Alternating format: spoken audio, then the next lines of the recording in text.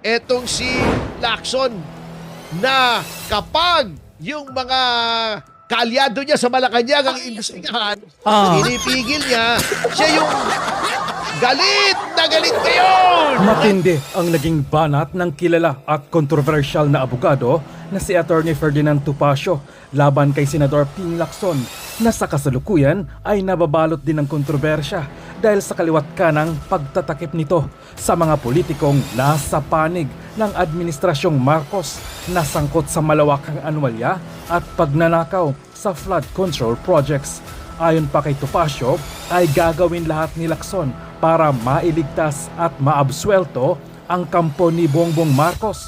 Samantalang, lahat ng pambabaliktad at imbentong kaso ay isasampa sa mga nasa oposisyon. Halimbawa na lamang dito ay si Senador Alan Peter Cayetano na sinampahan ng kasong plunder sa ombudsman dahil umano sa mga ghost projects sa Taguig City na kilalang baluarte na mga Cayetano.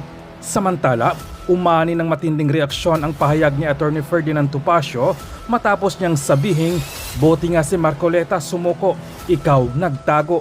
Marami ang nagtatanong, ano ang konteksto ng banat na ito at ano ang magiging sagot ng kabilang panig.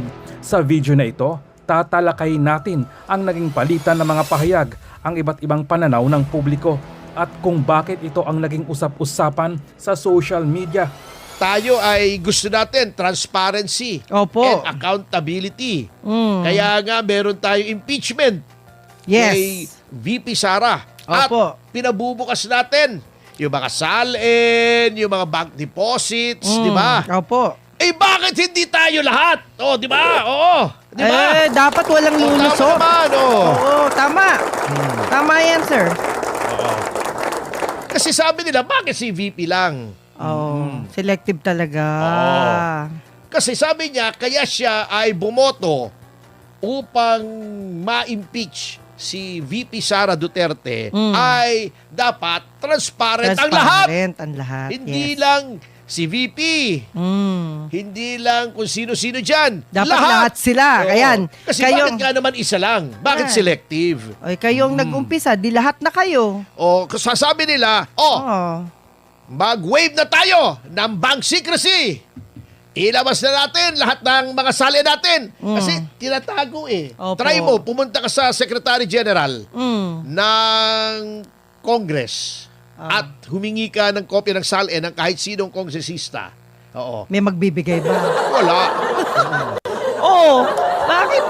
Ayaw nyo Sasabihin magbigay. ng Secretary General, Malaysia and Ah. Pakistan. Ah, Alam mo yung Malaysia and Pakistan? paki ko sa kanila. Malay ko sa kanila. Malay ko at pakialam ko. Yan. Ay, grabe. Aray So ko. eto, Sakit alam niyo yan. pinanawagan na ito noon eh. Opo. Ni CJ Corona nung siya ay ini-impeach doon sa trial niya. Hinamon niya ang lahat ng nanoroon ng mga senador at mga public officials. O ito, may waiver ako rito. O ito, pipirmahan ko. Yan, pirmado na. O, lahat tayo, pumirma. Dinistribute niya. Pinirmahan ba? Walang Nila? pumirma. Oh, daya nyo naman. Siya lang ang pumirma. Ay, Ang di tawag malabo. doon- Malabo malabo. sila. Ang tawag doon Malabo. ay KMU. Kamoting may May ulalo! ulalo!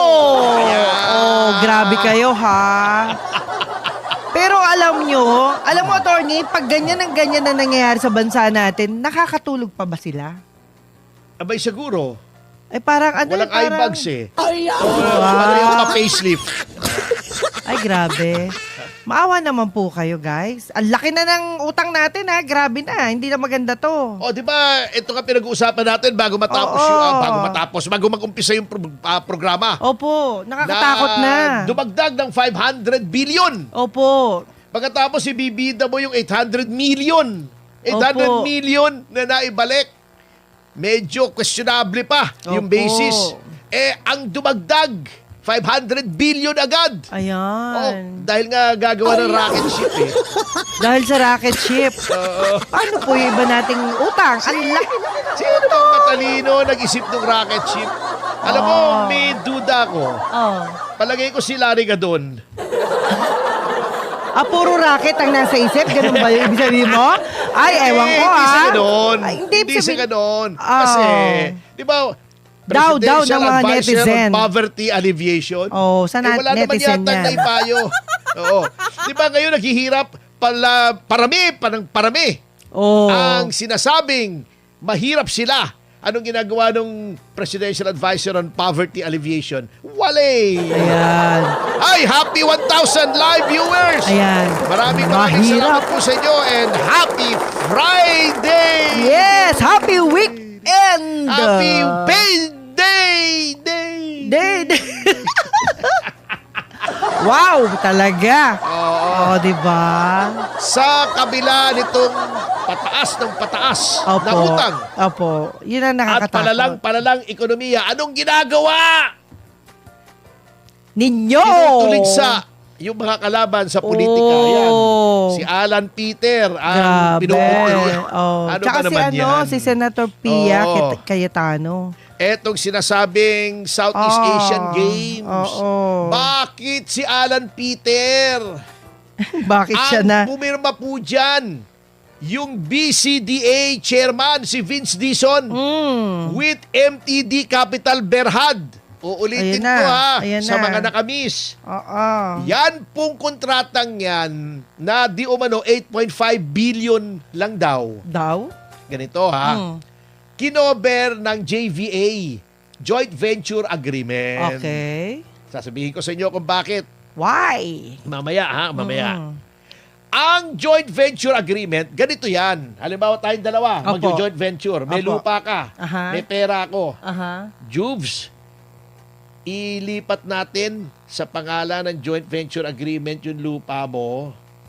Tatayuan ko ng building, Aha. paupahan natin o ibenta natin as condominium, Opo. hati tayo sa tubo. Or, halimbawa, ang worth ng property mo ay 50 million. Okay. Ang structure Magkano? na gagawin Mm. ay 100 million. Mm. So, yun ang proportion natin. Okay. Halimbawa, 30 million yung iyong lupa at 70 million yung gagawin. 70-30 tayo. 70-30. Depende sa halaga. Ah. Ganun ang joint venture. Opo. So, under this joint venture, gagawa ng mga sports facilities ng MTD Capital Berhad yung 40 hectares na Wow. lupa sa doon sa BCDA. Opo. Okay.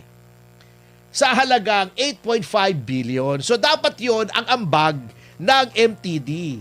Ang Oh. ambag ng BCDA ay 40 hectares na lupa. Ang laki Okay. nun. So far, so Okay. good. Okay. Okay. 40 Anong naging hectares. problema? Number one, hindi naman pala naglagay ng fresh money yung MTD Capital Berhad. Ah. Inutang sa Development Bank of the Philippines. Oo. Ay, kagaling. Pero din natin, hindi naman Ano nagpasok ba ng bagong yan? pera. Niluto tayo sarili nating mantika? Yun, nadali mo! Grabe naman. Hindi ko naisip Oh. yun. O, number two, Oh. dapat yun, joint venture agreement. Halimbawa, Opo. 25 Tama po. years, 30 years. Parang yung ginagawa na Ayala, di ba? Ayun. Ayala style. Yun, yung properties at the end of the term ng joint venture, doon na yon sa may-ari ng lupa kasi hindi mo naman pwedeng dalhin Opo, yun, hindi di ba? pwedeng dalhin. Oo. Matik Or, na yun, yan matik. ay nagbibilong doon sa mga binentahan. Opo. Depende sa JVA. Pwede. Ito, ibang klase. Sabi ng BCDA, yung ginawa mo mga structure, babayaran namin ng 2.2 billion per year for 5 years. Magkano total noon? 2.2 2.2 times 5. 11 billion. Oh. Teka muna, kala ko pa 8.5 lang yung halaga. Oo Bakit nga. babayaran mo yung MTD Capital Ba't napunta? Berhad? Bakit ganun? Bakit may tubo agad siya? Sa JPA, hindi garantisado ang tubo. Number 3, yung agreement na ililipat after 5 years sa BCDA, yung mga ginawang mga buildings, Oh. hindi po yun joint venture. Yun ay build transfer scheme. Oh, Okay, yes. bakit itinago sa pangalang joint venture? Ito, sasabihin ko sa inyo. Pag joint venture kasi, subject lamang sa Swiss Challenge. Yan. Ibig sabihin, ako yung MTD. Opo. Unsolicited ito. O, meron akong ganitong offer, 8.5 billion, gagawa ng structure. May isa o dalawa o kung ilan na mga taong interesado rin sasabihin, uy, Partnership yan. Hindi, teka Hindi. muna. Okay. Sabihin nila, uy, may offer ako sa'yo. Mas maganda sa MTD. 9 billion. Swiss challenge ang tawag doon. Ako na kunin mo, 9 billion. Kasi pinapublish yan Opo. yung JVA. Opo. Ibig sabihin, mas mahirap gawin. Kasi meron ng presyo, 8.5. Oo. Kailangan, mas mataas doon sa presyong yon. Oh. Kung bill transfer scheme, public bidding, mas Opo. mahirap. May pagdadaanan ang proseso. Marami, oo. Mas mahigpit. Hindi lulusot yung racket nila na 8.5 babayaran ng 11 billion. Na hindi naman JVA yun. Oh. Di ba? Merong nakapansin si Attorney Philip Horado Ah, na galing. noon ang hepe ng Office of the Government Corporate Counsel. Sabi niya, oops, teka muna. Hindi pwede yan. Dapat may public bidding yan. Galing. Oo. Kaso mo, inintriga. Natanggal. Ganun Siya pa talaga, natanggal. no? Noong sinita niya. Sa And pagsasabi then ng totoo. nagtuloy. Kaya kami, dinimanda namin si Vince Dizon noong 2019. Tayo, Opo, Citizens Crime Citizens Watch. Crime Watch. Kung sa tingin namin noon ay may kasalanan si Alan Peter Cayetano bilang chairman ng Philippine Sea Games Organizing Committee Okay. o PHISOC. Okay. Ba't ganun? Philippine PHI SEA Games or PHISOC nga, tama, Oh, PHISOC, PHISOC. Oo. okay. Nakala ko PHISOT, iba naman yung PHISOC. Oo. Anyway, sa tingin namin may kinalaman siya rito sa kalokohan ito.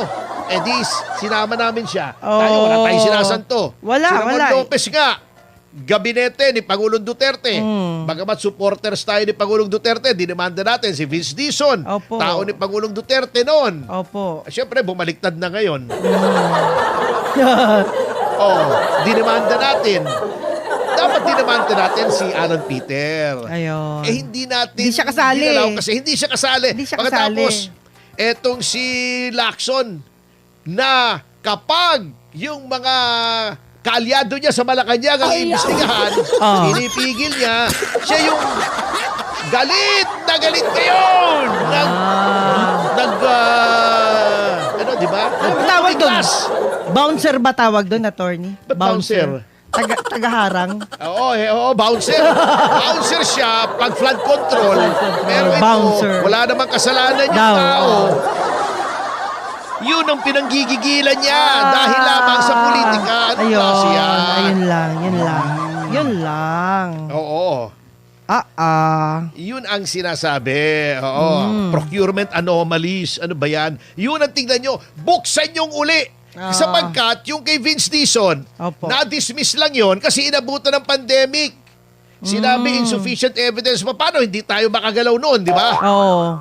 Lockdown, walang chance. pasok ang mga tanggapan ng pamahalaan. Yes. No chance to go I-reopen around. nyo yan kung talagang parehas kayo. Baka Eh, mas syempre, malaki hindi problema parehas. nila. Yan ang nangyari dyan. Yung 50 million na kaldero. Kasama yan dun. Mahal. Sabihin nila, chairman. Eh, ang pumirma nga. BCDA, hindi naman yung chairman. At pinag-initay niya si Alan Peter dahil magaling magtanong Yun. sa impeachment trial. Ay, kayo naman, ganun talaga, mga tirada attorney. nyo naman booking na booking naman kayo Anyway, eto pa. Di ba, sinabi natin, sa Opo. kabila ng hirap, Opo. ay kung ano-anong inaatupag. Ano nangyari dun sa wage increase? Ano nangyari? Naudlot. Naudot, bakit? Ikwento mo! Ang sabi nila, eto na, sinuspinde Ang sabi daw. ng iba, Sinuspinde. masarap ang patis. Hindi pala yun. Sinuspinde ng DOLE ang court order na yan. Kasi, Hindi ng dole. mula sa DOLE, confirm na ang court order daw Ayun. yun. Court May order yun. nag-question. Opo. Ay, bakit ganun? Hindi, kinwestiyon itong Redicon Trading and Construction Corporation. Hindi pa pala sila ready. Hindi pa ready. 72-hour That temporary. Hindi, sa hanip na 72 hours, Oo. status quo ante. Ante. Ay, ang lungkot naman. Ibig sabihin, kung ano yung umiiral bago nagkaroon ng wage hike, yun Opo, muna. Yun muna. Hindi kasi, eto two sides of the issue. Natuwa tayo na matataasan yung sweldo. sahod ng ating mga manggagawa. Opo. Ngunit, alam nyo, upon further reflection and research, mukhang yan ay ipinatutupad ng DOLE sapagkat yung kanyang hepe ngayon, si Francis Tolentino, na Ay. nangamote. Oh, happy 1.7K Ay! live Thank you, viewers! guys. Thank you. Anyway, bumalik tayo kay Francis Tolentino. Opo, opo. Ito si Francis Tolentino, senador. Tumakbo yung senador yan, Olats. Oo. Kumampi kay Duterte, nanalo. Oo. Yes. Nung senador na bumaliktad, Bumaliktad. natalo. Natalo. Ngayon, gustong bumalik sa Senado, nagpapapogi, Ayun. in-appoint ni Oo. Pangulong Marcos sa DOLE. Mm. Alam mo naman si Pangulong Marcos, lahat ng talo, lahat ng sinuka ng mga taong bayan, yun ang ina-appoint. Si Benhar Abalos, diba? Si Francis Tolentino, Ayun. Yung mga olats. yung mga Ayan. olats, oo. Ayan. Sorry po. Mga Luz Valdez, Ah. Tambalus-lus. Tambalos-los. Aray ko! Yun ang ina-appoint. Nagpapapogi yata. Eto, nagpatupad ng 85 pesos. Oo. Wage hike, napakalaki. Okay sa manggagawa, pero sabi ng mga ekonomista, sabi ng mga may-ari ng mga negosyo, teka muna, baka counterproductive. Sapagkat, alam nyo, parang yun nga, yung sinasabi ko, yung parang, ano yun, yung tug of war. Yung Hilihan. lubid niyan ay, Opo, palakasan ng yung hila. haba niyan, hindi na-stretch. Ah, Pag opo. hindi mo sa kaliwa, bibigay sa kanan. Kasama. Pag hindi, ganon, and vice Opo, versa. Pag opo. hinili mo sa kanan, bibigay sa Kasama kaliwa. sa kanan. Oo. Ayun. Hinila mo dito, bumigay dito sa kaliwa.